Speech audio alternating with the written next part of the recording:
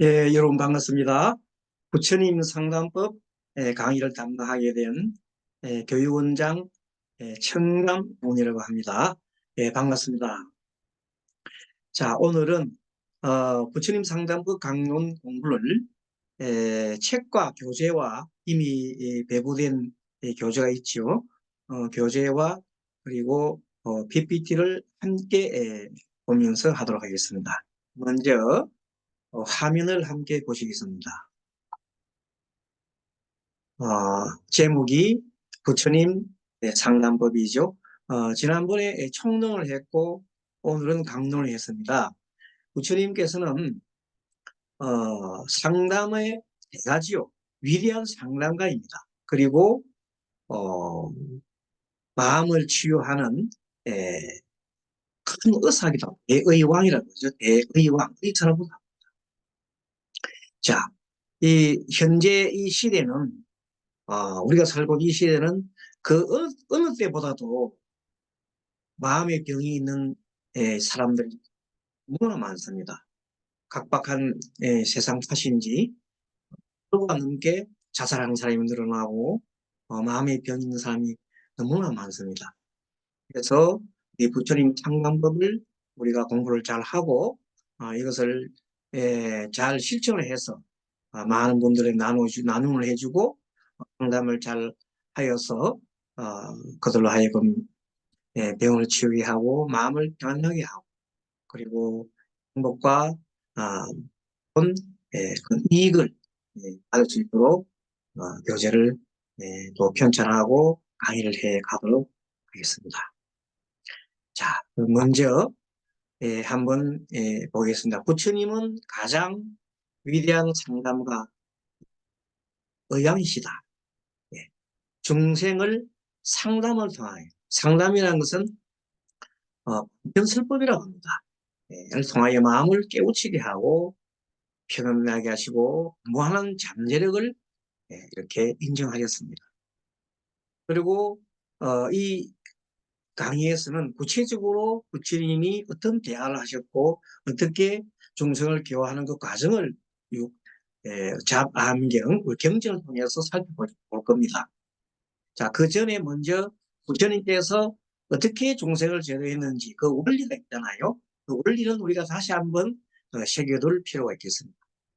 부처님 가르침의 핵심은 한마디로 삼법인이죠. 삼법인과 사성인. 삼법인은 무상, 무아, 고, 사성제는 고, 집, 멸도입니다.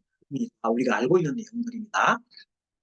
이 삼법인과 사성제를 통해서 마음을 깨우치는 법을 그래서 우리 중생들에게 가르쳐 주신 겁니다. 그 내용이 바로 팔등도지요. 그리고 이 마음을 통찰하는 법은 팔등도 중에서도 어, 정념, 정념이라고 있는데 이 정념은 마음 챙김과 바른 기억이라고 합니다. 오타가 여기 남네요. 마음 챙김입니다. 마음 챙김. 수정을 좀 하겠습니다. 마음 챙김. 그리고 이것을 보통 우리가 마음 챙기는 것을 사티라고 사티와 마음 챙김을 사티라고 하는데 마음 챙김 사티와 바른 기억, 정념을 바른 기억이라고 합니다. 이때 바른 기억은 뭐냐면 팔정도의 맨 처음에 나오는 것이 정견이죠. 정견. 정견. 그러니까 이 정견을 실제 말하는 겁니다. 그럼 이 정견이 뭡니까? 구체적으로 정견은 성계 또는 팔정도 그 대한 가르침 삼법인 이런 삼법인이나 사성제나 이런 내용들을 한시라도 잊지 말라는 겁니다. 기억을 잃어서는 안 된다는 것이죠. 그리고 그와 더불어서 마음을 잘 챙기라.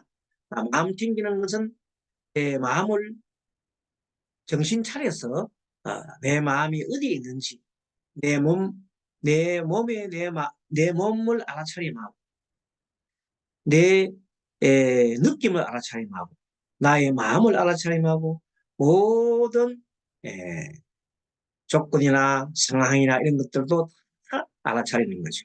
한마디로 말해서 내 내적으로도 알아차림하고 내 바깥도 알아차림합니다. 또 다르게 말하면 내 자신도 알아차림하고 내담자인 상대를 잘 알아차림합니다. 관찰하고 집중해서 항상 보는 거죠. 지켜보는 걸 말해요. 관찰하고 지켜보는 걸 말해요.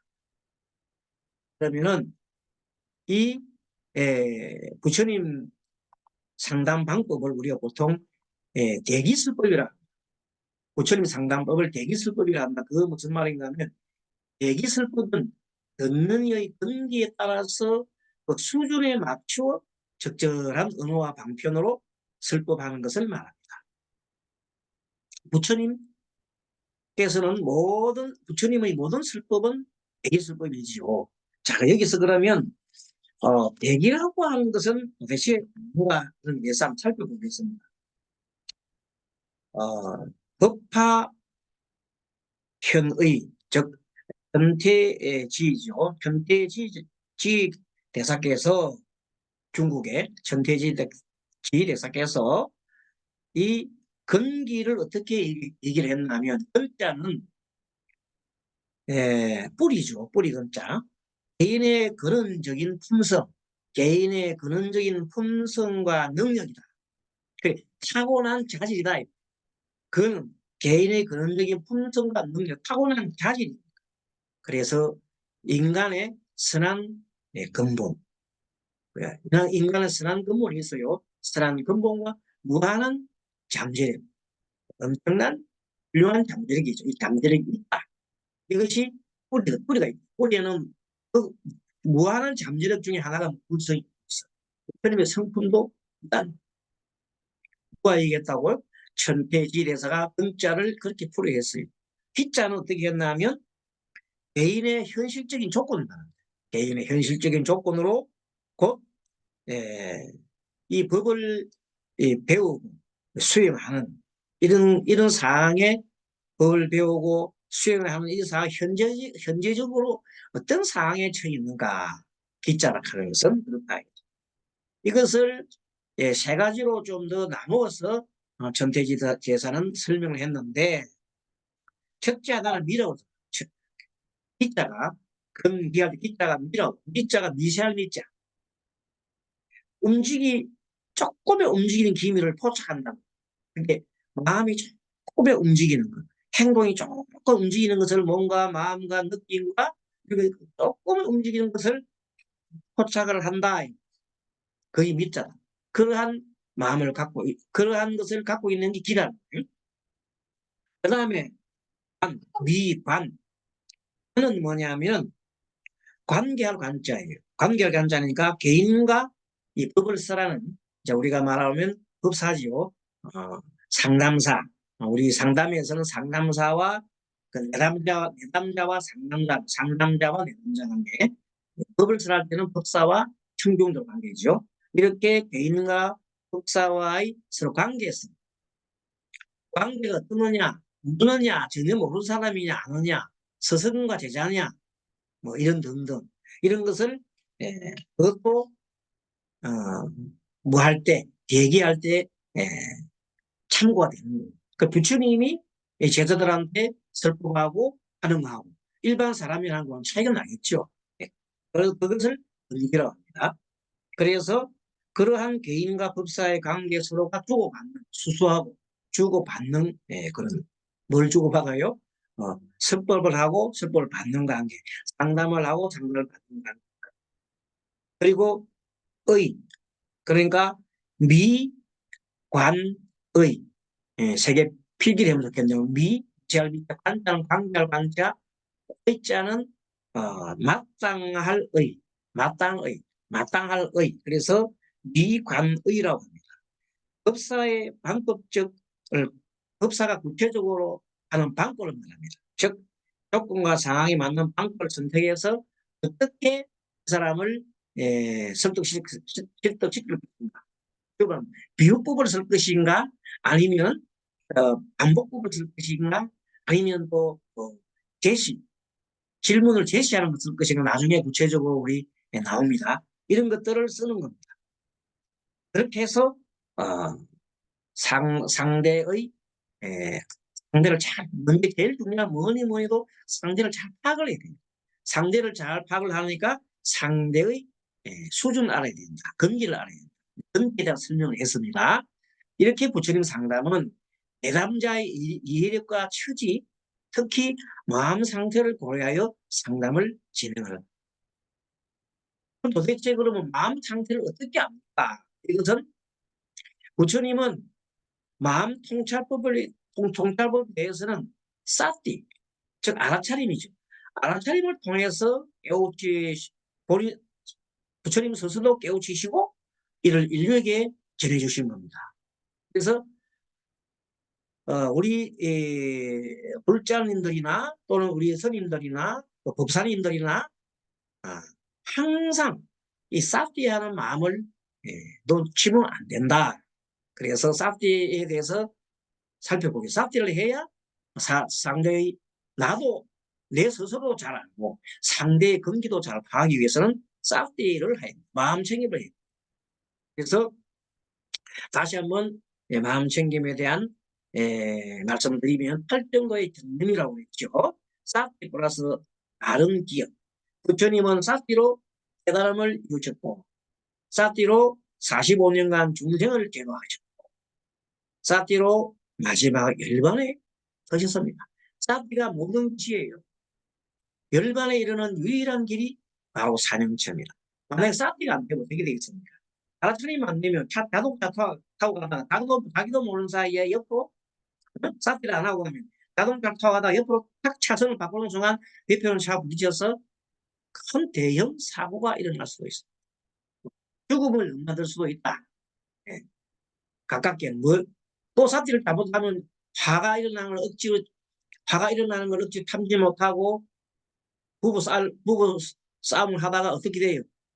나중에는 극한 상황이 일어서 이혼까지 할 수 있죠. 굉장한 사티라는 것은 중요한 겁니다. 알아차리면 굉장히 중요하다. 모든 걸 알아차리면 중요해요. 일반의 이런 유일한 길이 단염터라 그래요. 대념적용에 보면 대념적용이라는 경이 있어요. 여기 경의 경은 일반의 이런 유일한 길이 바로 사명처다. 사명점의 핵심이 뭐냐? 사티다. 사티의 기본은 사명처다. 이 몸, 이 느낌, 이 마음, 이 현상 상황을 법이라고. 이 몸을 신, 이 느낌을 수, 이 마음을 심, 이 현상을, 이 상황을 법이라고 합니다. 그래서 신, 수, 심법 이 네 가지를 사명처다. 마음을 두는 것을 어디다 두느냐? 내 몸에다가 마음을 두고 알아차린다. 내 느낌에다가 알아차린다. 내 마음에다가 두고 알아차린다. 이 현재 내가 보는 모든 현상에 대해서 현상은 나와 상대도 포함합니다. 특히 내남자의 현상상을 살피면 그것도 법에 속하는 것이다. 우리가 말하는 법이라는 건 진리법 말고 이 법은 모든 것을 법이라고 합니다. 자, 사티는 부처님이 확립하신 유일한 길이다. 이제는 우리 경전을 해석하고 하실 때 전통적인 방법도 좋지만 현대적인 이 방법 또 남방불교적인 색채가 들어갔습니다만 이런 방법을 해야 됩니다. 이것이 현재 세계의 추세입니다. 이 불교계의 세계의 세계로 흐르는 현대불교 추세이기 때문에 우리 대성불교권에 있는 우리 스님들도 이 사티에 대한 것은 확실한 공부를 해둘 필요가 있습니다. 왜냐하면 지금 현대인들이 뭐라고 있습니다. 사티는 부처님이 확립하신 유일한 길이다. 만인의 깨달음, 만인의 행복을 실현하는 길입니다. 우리들의 슬픔과 아픔을 치유하는 길도 사티입니다. 그래서 참선, 위파사나, 사마타, 우리가 많이 하는 염불이 있죠. 스님도 염불을 주력으로 합니다. 그리고 교육도 이 사티를 토대로 한 것입니다. 참고로 제가 영어를 말씀하실 때 보통 수행이라는 말 쓰잖아요. 이 수행이라는 말도 현대어로 좀 써서 마음 훈련 이렇게 바꾸는 게 좋습니다. 이제 옛날 우리는 수행자 했지만 그 수행자 하면 너무 현대인들과 동떨어지고 있습니다. 이제는 그렇게 해서는 안 됩니다. 우리가 모두 옛날 부처님도 항상 나중에 경전에 나옵니다. 초기 경전에 나오면 부처님도 그 일반 사람과 똑같다. 이것을 강조를 했거든요. 근데 수행자라면 좀 떨어지고 그래서 차라리 마음 훈련. 일반 사도 마음 훈련을 하잖아요. 그래서 수행을 뭐로 바꾼다? 현대어 마음 훈련으로 바꾸면 어떨까 하는 것이 생각입니다. 삿띠를 토대로 한 것입니다. 그래서 불교의 모든 수행법은 삿띠로부터 출발합니다. 삿띠는 안팎, 내 안과 밖을 막 지켜봅니다. 그래서 안으로는 자신의 마음을 지켜보고 밖으로는 이 세상 많은 동포들, 이 동포라고 그러겠죠. 같은 형제라는 것입니다. 이 세상에 있는 사람들 모두 다 형제라. 모두 뜻이다. 그래서 옛날 우리 경전이라든 그쪽에서 특히 암명이라든 이런 걸 보고 또 최근에 나와 있는 경들 보면 뜻이라는 말을 많이 씁니다. 그래서 밖으로는 이 세상 많은 동포들의 상황을 있는 그대로 답답하게 지켜본다. 욕심과 자신의 주관을 배제하고 보통 보면 내담자가 오게 되면 사실 다른 보다 이 사람은 어떻게 해야 된다. 또 다른 사람을 가르쳐야 된다. 이런 생각이 앞섭니다. 그 의욕이 앞서는 것을 우리는 다른 말로 욕망이야. 그 욕망을 내려놔요. 그래서 영민과 헌신의 마음으로 담담하게 지켜봅니다. 이렇게 지키면 통찰이 생겨서 상대방의 마음과 처지와 상황을 이야기합니다. 그 상대를 잘 나와 상대가 서로가 이렇게 교감을 잘해서 그걸 보통 우리가 심리적으로 라포를 형성한다. 라포 형성이라는 것은 서로가 마음을 통하도록 하는 거죠. 통하도록 합니다. 그래서 통하는 것을 지켜봐야 한다. 그렇습니다. 이 사태를 통하여 내담자의 이해와 처지를 파악하고 마음 상태를 고려하여 그에 맞는 상담을 진행하게 됩니다. 이것이 바로 대기설법입니다. 대기설법 하려면 어떻게 됩니까? 사티를 해야 됩니다. 내담자의 처지를 잘 파악하고 마음 상태를 고려해서 그에 맞는 상담을 진행합니다. 부처님께서는 과거에 그래 하셨다. 우리 부처님의 설법이나 그걸 통해서 현대 우리가 이것을 적용하게 되는 겁니다. 이 대개설법의 밑바탕에는 이 내담자라고 해서 중생이죠. 우리 부처님께서는 중생이라고 했잖아요. 내담자, 중생, 대사들, 이 모든 내담자들이 부처님과 똑같은 깨달음을 잃을 수 있는 불성이 있다. 누구나 이 중생들은 누구나 모여있으면 사람들은 다 깨달음을 이룰 수 있는 불성을 갖추고 있다. 불성을 갖추고 있다. 하지만 무명이라고 하는 어리석은 마음이 가려가지고 이 밝은 햇볕을 불성이나 햇볕을 가른 다음에 밝은 태양을 갈아가지고 고통에 빠져서 허우적거리는 것을 보고 부처님께서는 매우 안타깝게 생각하십니다. 하지만 그들은 언젠가 그 불성을 발현할 것이라는 것을 압니다. 그리고 무한한 잠재 가능성이 있음을 부처님께서는 항상 인정하셨습니다. 그리고 그런 것을 중생들한테 알려줍니다. 그래서 그것을 보고 뭐랍니까? 희망의 메시지랍니다. 모든 사람이 불성이 있고 그래도 부처가 될 수 있다는 그 메시지가 얼마나 큰 메시지입니다. 그래서 이것은 요새 현대 심리학적으로 보면 로드스라는 사람이 인간 중심 상담을 개창을 했는데 그 인간 중심 상담과 비슷하다. 이렇게 인간 중심 상담이 뭐냐?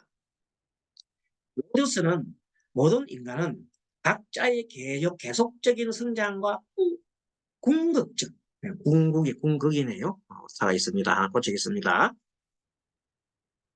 궁극적인 관심을 갖고 있습니다. 그런데 로더스는 인간의 각자 갖고 있는 계속적인 성장에 궁극적인 관심을 갖고 있고 인간은 누구나 이와 같이 계속적인 성장을 위한 잠재 능력이 있다. 불교로 말한다면 불성이 있다 이런 겁니다. 그래서 로더스는 인간의 현상적인 삶에서 최고의 것을 발휘하는 것에 목표입니다. 내가 잠재적인 어떤 힘을 최대한 발휘할 수 있는 것이 사람의 가장 행복한 길이 아닌가 이렇게 본 겁니다. 그것이 현재의 삶에서 가장 중요할 것은 그가 가지고 있는 그 잠재 능력 최고한도로 발휘하게 한 것. 이것이 로봇의 인간 성장의 목적이다. 우리 부처님도 모든 중생을 하여금 홀성을 갖게 하는 거죠. 그래서 부처님께서는 차이점이 뭐냐면 현실 삶을 뛰어넘죠. 현실 삶은 어차피 우리 불교에서는 현실 삶은 오지 없고 사고팔고입니다. 그래서 우리가 설명을 통해서 알지만 사고 태어나는 것도 고요. 그 다음에 생로병사 늙는 것도 고통이요. 병드는 것도 고통이요. 죽는 것도 고통이요. 생로병사 고통이고 그 다음에 사랑하는 이와 이별하는 것도 고통이고 미운 사람을 만나는 것도 고통이고 또 뭡니까? 원하는 것을 얻지 못하는 것도 고통이고 그 다음에 이 존재 자체 살아갈 존재 자체가 다 고통이다 해서 사고팔고라고 합니다. 그렇게 이 고통스러운 적이기 때문에 현실 삶은 그렇기 때문에 어쨌든 그 현상에 집착하는 것은 안 된다. 뛰어넘어야 되겠죠. 그래서 그 뛰어넘는 더 높은 경지를 추구를 하도록 부처님께서는 목표를 설정하는 거죠. 그래서 내가 나의 현실적인 고통을 해소함으로써 현실적인 고통을 해소해 줍니다. 하지만 그것이 끝이 아니고 더 나아가서 모든 중생의 부처가 되어서 생사를 초월하여 영원한 행복을 목표를 그것이 뭡니까? 부처님 장담의 기본적인 목표가 되고 있습니다. 이 대기술법에 볼 때 경전 사례 보면 나도 이제 대기술법이 이제 바로 대기술법 설명했죠. 중생들이 근기에 따라서 슬퍼하는. 그래서 나도 세상 사람들처럼 말한다. 그래서 이제 책을 봅니다. 책을 보면은 여러분들 페이지가 8페이지. 8페이지 보면은 8페이지 아래 경전 사례 1이 나옵니다. 나도 세상 사람들처럼 말한다. 자, 출전은 잡아앙경 제2권 38 비하경에 나오고요. 시간은 어느 때, 어느 때, 청소는 사이국 제타숲 외로운이 돕는 동산, 그리고 대담자는 여러 비구, 상담자는 석가모니, 상담자가 석가모니고 내담자가 여러 비구라고 이렇게 이걸 현대의어로 현대 심리적인 분석을 해놨습니다. 재밌죠? 상담 형태는 대중설교고 상담 과정은 서가모니가 제자에게 교수라는 형태로 되어 있습니다. 상담 목적은 뭐냐면 상담자가 내담자의 수준에 맞춰 내담자의 언어로 이야기하고 있으면 이해한다. 그게 뭡니까? 그것이 바로 나도 세상 사람들처럼 말한다. 이것이 바로 우리가 말하는 대기설법을 얘기하고 있는 거예요. 그러니까 근기에 맞는 설법을 하고 있다. 이걸 그래서 상담 내용을 한번 보겠습니다. 이와 같이 내가 들었다. 어느 때 부처님께서는 사이국 제타숙 외로운이 돕는 동산에 계시면서 여러 비구들에게 말했다. 여러분 같이 봅니다. 세상 사람들은 직업을 가지고 여러 가지 재물을 구해 살아가면서 부자가 된다. 이것은 세상 사람들이 다 아는 바로서 그렇죠. 또한 세상 사람이 아는 것과 같이 그렇게 나도 세상 사람과 아는 것과 똑같이 말한다. 그래서 무슨 까닭이냐 묻죠. 무슨 까닭이냐. 가문경에서는 하이고 이렇게 하지. 하이고 무슨 까닭인가. 나를 세상 사람들과 다르게 하지 않기 위해서다. 부처님이 다른 사람과 세상 사람과 다르다 하면 서로가 이 공감이 안 되잖아요. 그럼 따로따로 하게 되면 설법도 통할 리가 없고 부처님의 그 여러 가지 상담 내용이라든지 교법이 통할 리가 없어요. 그래서 우리 부처님도 중생들과 다르지 않다는 걸 가르쳐 주시는 거예요. 그래서 비유하면 어떤 그릇이 어떤 곳에 있을 때 건자라고 하고 또 어떤 때는 바사남 어떤 때는 살레라고 한다. 뭐 한마디로 말하면 이렇습니다. 어떤 것은 바가지, 이제 바가지를 때, 물바가지, 쌀바가지, 뭐 똥바가지 이런 것으로 분류를 할 수 있다 이런 뜻입니다. 그들이 아는 것과 같이 나도 또한 그렇게 말한다. 이와 같이 나도 세간에 있는 세간법을 스스로 알고 스스로 그렇게 말한다. 그래서 이와 같이 나는 세간에 있는 세간법을 스스로 알고 스스로 깨달아 사람들 위해 분별하고 명설에 나타내 보이는 것을 내가 보았기 때문이다. 부처님께서는 이 경을 말씀하시자 여러 비구는 부처님의 말씀을 듣고 기뻐하며 하여 받들어 행하였다. 상당 결과는 어떻습니까? 기뻐 안 그죠? 기뻐하고 받들어 행했다. 뭐 부처님의 말씀을 들었다. 이때 여기서 말하는 대기설법 나오잖아요. 상담자가 세상 사람들의 수준에 맞죠? 세상 사람들이 아는 대로 그렇게 요게 대기설법입니다. 눈높이를 맞췄다. 눈높이를 맞추고 딱 맞춤 무효 상담을 했다. 그들과 다르지 않게 함을 강조했습니다. 비유법은 뭐예요? 비유법은 하나의 그릇이라도 그것이 써있는 때와 같이 달리 불린다.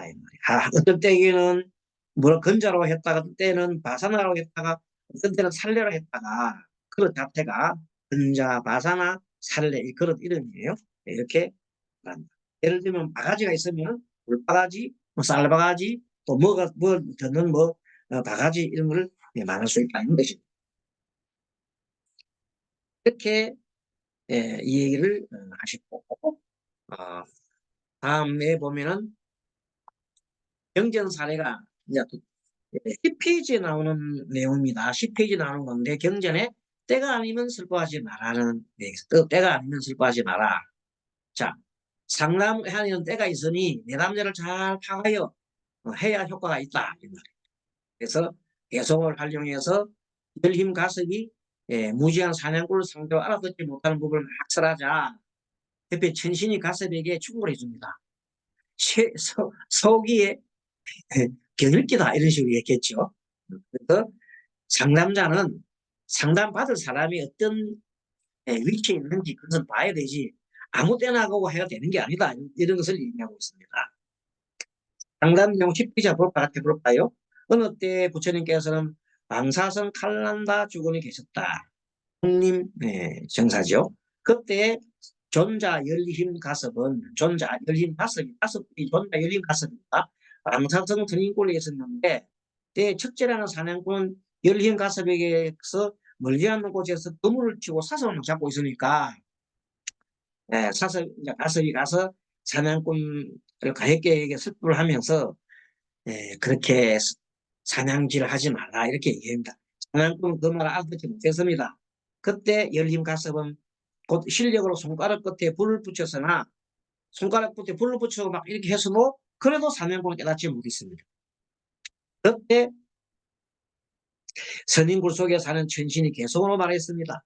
깊은 산 속에 저 사냥꾼은 지혜가 적어 눈 없는 장님인데 무엇하라고 때 아닌 슬픔을 합니다. 아직까지 그 설법을 들을 정도의 위치가 되지 않은 사람한테는 하지 말라는 것이 덕이 없는 변제의 지혜도 없고 들어도 또 이해도 못하니 밝은 속에 보는 것도 없다. 착하고 훌륭한 여러 가지 법 어리석은 사람은 깨닫지 못하나니 비록 열 손가락을 불에 태워도 끝내 그는 깨닫지 못하겠다. 이런 거예요. 그래서 대기설법을 하더라도 그 사람의 어떤 근기에 따라서 설법을 해라.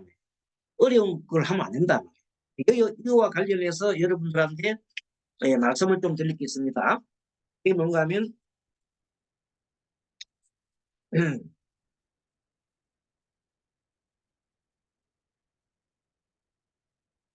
우리가 가지고 있는 여러 가지 이제 대중들이 가지고 있는 고통이 있는데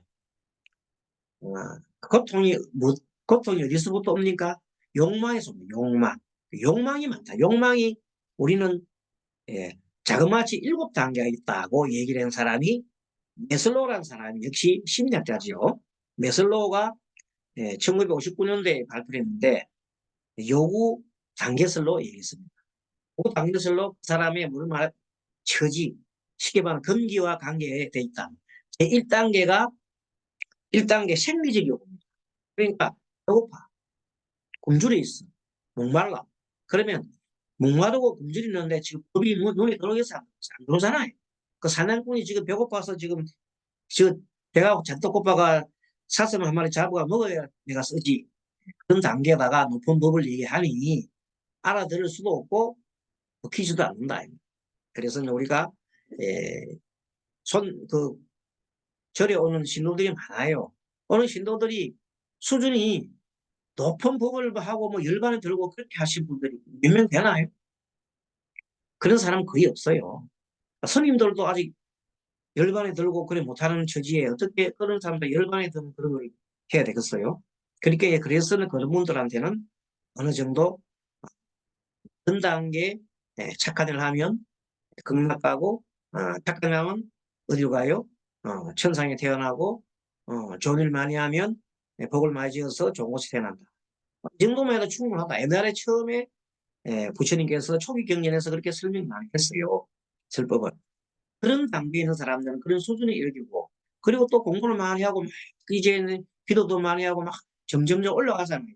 그런 분들한테는 이제 두 번째 단계는 안전이에요. 안전요구. 내가 안전했으면 좋겠습니다. 항상 안전요구. 안전하게 하려면 어떻게 해야 안전하게 하는 안전하게 하면 건강을 잘 챙겨야 되잖아요. 건강을 잘 챙기고 그런 안전에 대한 그런 얘기를 해줄 수 있는 그런 부분도 얘기해 줍니다. 위협으로부터 벗어날 수 있는 길 그런 법을 찾아서 설법을 해주고 세 번째 단계는 소속 및 애정 욕구입니다. 이래 절에 사람들 오게 되면 그냥 처음에는 뭣도 모르다 나중에는 지장해도 가입을 하고 관음에도 가입을 하잖아요. 서로 모임을 가죠. 그 모임을 자동적으로 하도록 이렇게 도와줘야 합니다. 그리고 인정받으려고 합니다. 그 인정받으니까 보살님들 오게 되면 아이고 이번에 잘하셨다고 이렇게 인정도 해주고 칭찬도 해주고 그런 3단계입니다. 네 번째는 존경의 요구합니다. 자기 스스로가 성취한 것을 예, 다른 사람부터 좀 정말로 아까 말하는 인정보다 조금 더 앞에 말하는 건 인정보다 애정욕이고 애정이고 3단계는 소속이 애정욕을 한다면 4단계가 존경하고 성취한 것에 대한 인정을 받으려고 하거든. 1단계 생리적인 욕구, 2단계는 안전의 욕구, 3단계는 소속 및 애정의 욕구, 네 번째는 존경을 요구합니다. 존경 요구. 그 다음 다섯 번째는 뭐냐면 그러니까 인지적 요구, 그러니까 배우려고 합니다. 그래서 이때 인지적 요구에 대했을 때 사람들을 불러가면 뭡니까? 가르치는 거예요. 그러니까 처음부터 막 가르치면 안 된다. 인지적 요구 처음에는 그냥 절을 하는 것도 가르치고 뭐 착한 보시하는 일이라든지 이런 걸 자꾸 해서 절에 물들게 만들고 난 다음에 이제 한 몇 년이 지나면 나중에는 선생님 제가 몇 년 동안 다니도 내가 천수경이 뜻을 잘 모르겠습니다. 이 뭔지 궁금합니다. 이 정도 될 때 인지적 요구 그때는 뭐 하지 말고 딱 그걸 갖다가 눈치 못 채만 그때부터 가르쳐. 그런 분들은 모아가지고 학문적 지식을 해가지고 우리가 말하는 이런 공부를 가르쳐야 되는 거예요.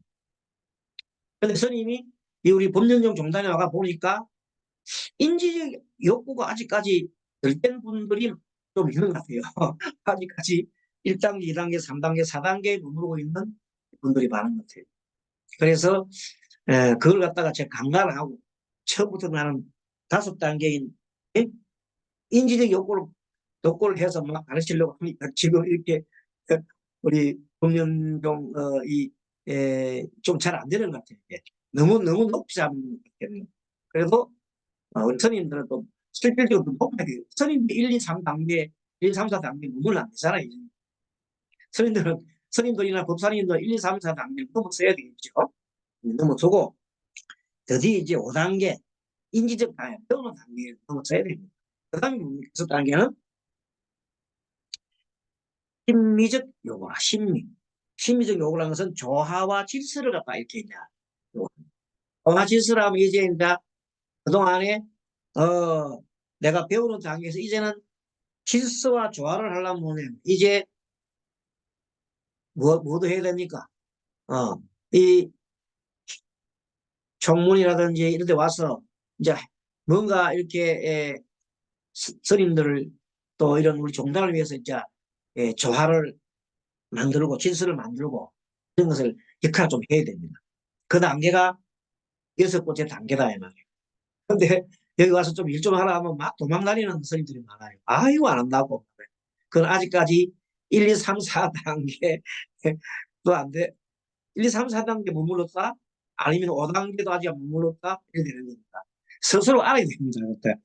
왜냐하면 이렇게 서로가 우리가 이렇게 평가하면 여러분 생각하기에 기분 나쁘다는 소리 있겠지만 그게 아니에요. 이 스스로 알아야 됩니다. 난 도대체 몇 단계에 머물고 있는가? 난 아직도 허급증 1단계, 2단계 머물고 있는가? 스님이 되면은 최소한도 5단계는 넘어서고 6단계 와서 이제 이 총무원에 와서 종단 일을 하는 건 뭐냐면요. 정말로 큰 봉사입니다, 봉사. 봉사를 함으로써 뭐 잘나서 그런 게 아니라 정말 이 봉사를 함으로써 모두가 잘 되고자 하는 걸 아니겠습니까? 그러니까 그런 데 대해서 허심탄회하게 해 나가는 그런 것을 앞으로는 누가 이렇게 뭐 직을 맡아주시면 어서 맡아주시고 또 강의를 맡아달라면 어서 빼지 말고 제발 좀 빼지 말고 하십시오. 그리고 공부이 가르치는 게 스님이 잘라서 하는 게 아닙니다. 가르치는 것이 저는 배우려고 이렇게 이렇게 하면서 배우는 겁니다. 자, 그래서 마지막 7단계가 뭐냐면 자아실현 요구예요.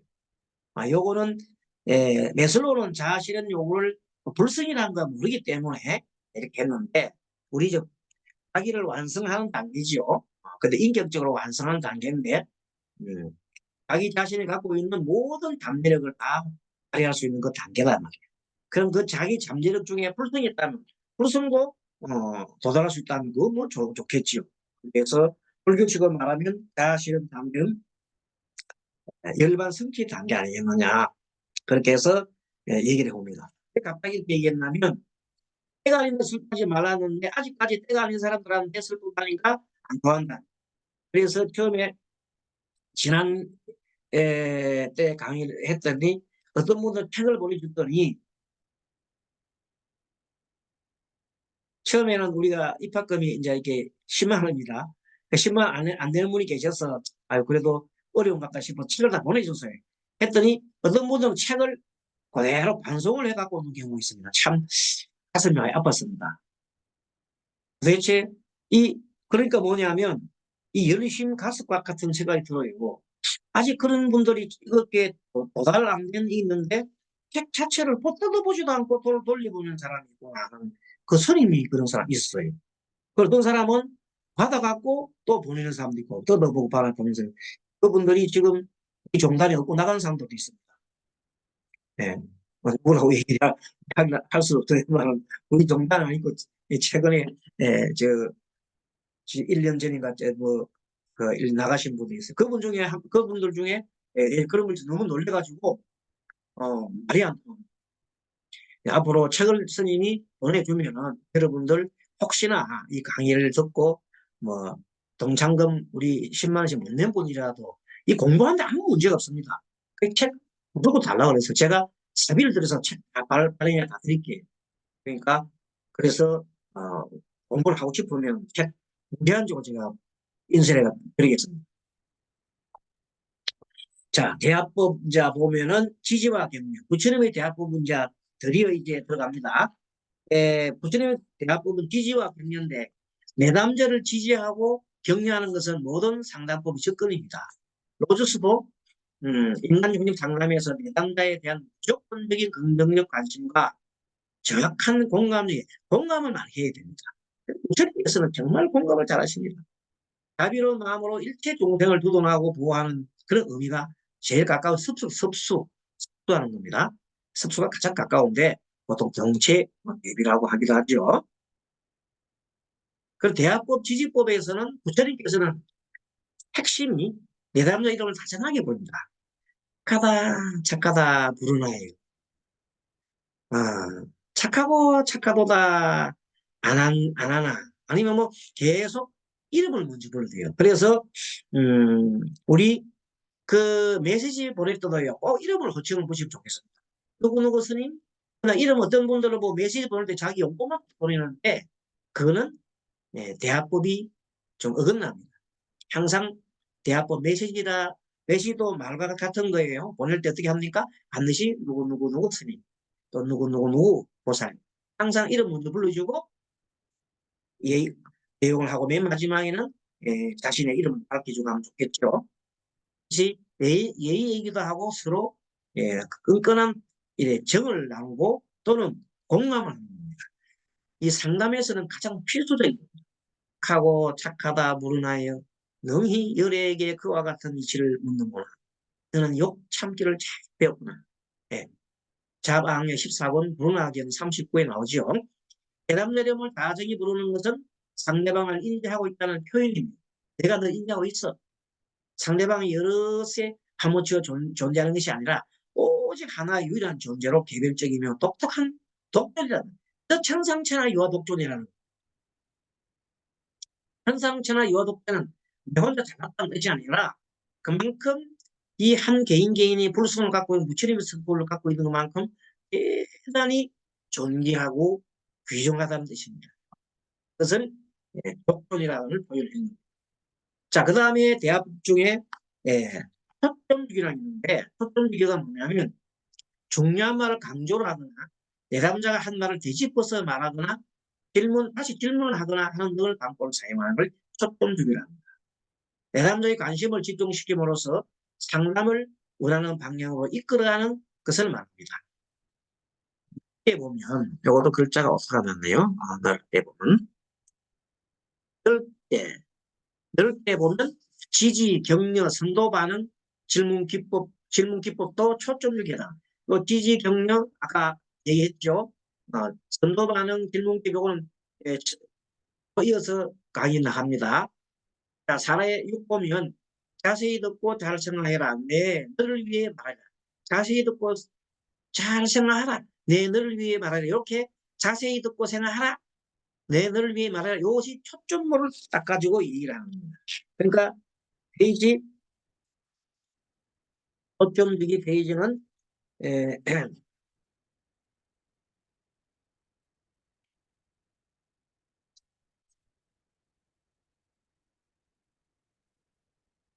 이 경례가 13페이지에 있어요. 13페이지에 보면 예, 나오죠. 13페이지 자세히 듣고 잘 생각해라. 내 너를 위해 말하라. 착하고 착하다. 야마카비고요. 너는 마땅히 그렇게 대답하여 너는 의심하지 말라. 그는 미혹이기 때문에 의심에 처인 것이니 선리여 마땅히 알라. 세 가지 스성이 있다. 마땅히 의심을 해야 할 것이다. 왜 그러냐 하면 승리를 위하여 좋아하는 대로 말하라. 이렇게 초점주기를 중요한 점을 딱 강조시키는 말입니다. 네, 이런 것들이 경전에는 많이 나옵니다. 14페이지도 봐도 역시 자세히 듣고 14페이지 위에서 네 번째 자세히 섰다는 주님께서 자세히 듣고 잘 생각하라. 내 너를 위해 말하자. 이런 것이 뭐라고? 초점주기다. 그렇게 얘기할 수 있습니다. 자, 그 다음에 미흡법에 대해서 미흡법은 16페이지, 16페이지 나오는데 서가모니 부처님은 문답을 표현하고 난 다음에 비유를 들어서 이해를 도왔습니다. 비유는 석존의 상담의 꽃입니다. 부처님의 상담이 가장 뛰어난 것이 이 상담 중에 비유를 참 잘함으로써 그 사람의 근기에 딱 맞고 그 상황에 딱 맞는 얘기를 하니까 바로 얘기를 하고 깨달아 버립니다. 그래서 이 비유를 너무너무 적절하게 잘 쓰시는 분이 부처님이시니까 우리가 이 비유법을 많이 연구를 볼 필요가 있습니다. 사람님께서 말했습니다. 이제 비유로 말하라. 큰 지혜로운 사람은 비유로서 지혜를 얻느니라. 그렇게 해놨잖아요. 지혜로운 사람이 뭐라고요? 비유로 가서 비유로서 지혜를 얻는다. 자, 두 사내가 길을 가는데 한 사람 길을 잘 알고 한 사람 길을 잘 알지 못한다. 이 길을 모르는 사람이 길을 아는 사람에게 길을 모르는 길 아는 사람에게 어느 성 어느 촌으로 가는 길을 가르쳐 달라고 청하자. 16페이지입니다. 그렇게 나옵니다. 그러자 이렇게 얘기합니다.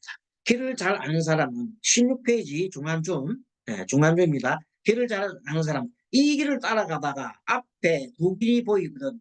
왼쪽을 버리고 오른쪽으로 가라. 다시 두 길로 가다가 구덩이와 도랑이가 나타나거든. 이 집은 이번에는 왼쪽을 버리고 또 오른쪽으로 가라. 이렇게 그러면 그 성에 이르게 될 것이다. 이렇게 길 모르는 사람, 모르는 사람한테 길 아는 사람이 물으니까 길 아는 사람이 이렇게 길 모르는 사람한테 일러주는 겁니다. 이때 길을 잘 아는 사람이 누구라고? 성자다. 길을 잘 모르는 사람이 뭐예요? 동무다. 이렇게 얘기를 합니다. 얼마나 쉽습니까? 길을 잘 모르면 가다가 구덩이 빠진다는 거예요. 길을 모르면은. 그러니까 그때 누구 부처님이 성자 말을 들어야 되죠. 그래서 상담반복이 이구가 전해준 말이 사실인지 내담자 확인하는데 착하고 착하다 타스티사이어. 너는 마땅히 그와 같이 슬퍼하여야 할 것이다. 그 말로 내담자를 지지하고 격려했습니다. 그러니까 뭐냐면 이 요거는 뒷문제네요. 요거는 상담 방법 16분 요거는 위에 상담 내용이 들어가야 될 겁니다. 그래가고 비유에 대해서는 중간에 여러분들 중간 좀 티샷 밑에 실록을 하나이다 하고 제존이시여 해놨잖아요. 그 밑에다가 3번 3 쓰고 비유라고 써놓으세요. 다시 말합니다. 상담용 밑에 티샷 실록을 하나이다 하고 있잖아요. 그 사이에 3 해가지고 비유해가지고 이렇게 3 비유로 적으면 비유가 되겠습니다. 자, 비유가 하나 글자가 빠졌습니다.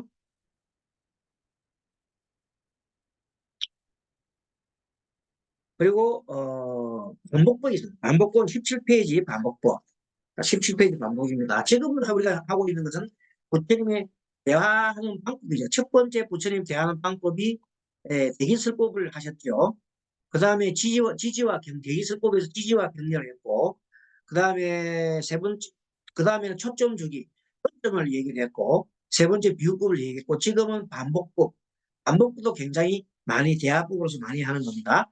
자, 반복은 내담자가 한 말을 되풀이함으로써 내담자 입장을 이해하려고 상담자가 노력하고 있음을 알려주며 내담자의 생각을 구체화시키고 또 내담자가 한 말과 상담자가 자신이 제대로 이해하고 있는지를 확인하는 겁니다. 반복을 좀 해주는 게 좋겠다. 자, 17페이지 예제 2번 보면 교재를 볼까요? 교재 보면 중간쯤에 10이 나오지. 그때 어떤 비구는 부처님께 나아가 부처님 머리를 조아리고 물러나 한쪽에 앉아서 여쭈었다. 하십니다, 세존이시여. 이제 저를 위해 간략히 법을 말해 주소서. 저는 그 법을 들은 뒤에 하고 이제 합니다. 그랬더니 세존께서는 그 비구에게 말씀하시고 착하고 착하다. 이건 뭐예요? 아까 말한 지지경려지요. 비구여, 너는 즐거운 마음으로 마땅히 저를 위해 간략히 법을 쓰라소서. 저는 그 법을 들은 뒤에는 하고 말했는가. 그렇게 한번 그 비구가 한 얘기를 다시 한 번 더 그대로 알아갑니다. 여러분, 이 법이 상담법에서는 정말로 좋은 겁니다. 누가 절에 와서 누가 상담을 할 거라면 그 사람이 얘기를 하면 똑같은 말을 하면 되풀이합니다. 요새 꿈자리가 시끄럽다고 이제 한사 와서 얘기합니다. 꿈자리가 저선 요즘 꿈자리 너무 시끄러워요. 소상님이 보이고 뭐 저거 얘기합니다. 그러면은 똑같이 얘기합니다. 아, 그래. 보살님 그러세요? 요새 꿈자리 시끄럽고 조상님이 자꾸 나와서 마음이 굉장히 뒤숭숭하나요? 하십니까? 똑같은 말을 한 번 이렇게 되풀어지면 네네네네 합니다. 그렇게 함으로 서로가 뭘 맞춘다? 마음이 이렇게 서로가 통하는 감정이 서로가 통하고 이 공감을 하게 됩니다. 공감하는 중에 제일 좋은 게 무슨 법이라고 앞에 지지 격려해 주는 거. 이름 불러주고 칭찬해주고 격려해주고 그 다음에 뭐예요? 이렇게 반복을 해서 그 사람 말을 함께 반복을 해요. 대화법에 부처님이 이거 왜 부처님이 이렇게 하는 겁니까?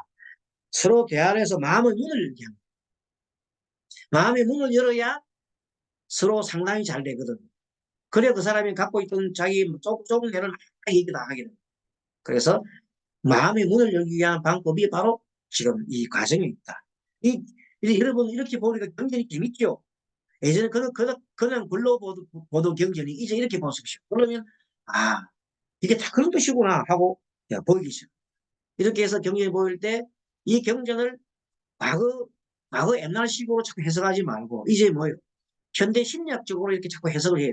현대 상담법으로서 이해를 해요. 이렇게 하면 우리 실력도 늘고 실질적으로 이런 게 몸에 배이면 상담할 수 있는 그 역량이 매우 매우 뛰어나게 되고 마음 치료되고 또 그것이 포교가 저절로 되기 쉽고 그래서 오늘은 여기까지 공부를 하고 다음 시간에는 19페이지 선도 반응부터 하겠습니다. 여러분 수고하셨습니다. 첫 시간에 좀 여러 가지 뭐가 좀 복잡하나요? 그래도 이 강의는 그렇게 어려운 게 없습니다. 뭐 한문도 별로 안 나오고 쉽게 공부할 수 있으니까 많이 공부하고 배워서 또 복습도 하고 해고 연구도 하십시오. 그래가지고 우리 우리 스스로도 이 개발하고 마음을 개발하고 우리 마음 훈련이 있죠. 마음 훈련도 하고 또 많은 분들 이렇게 인도를 하는 그런 방편으로 삼으면 좋겠습니다. 수고하셨습니다. 감사합니다.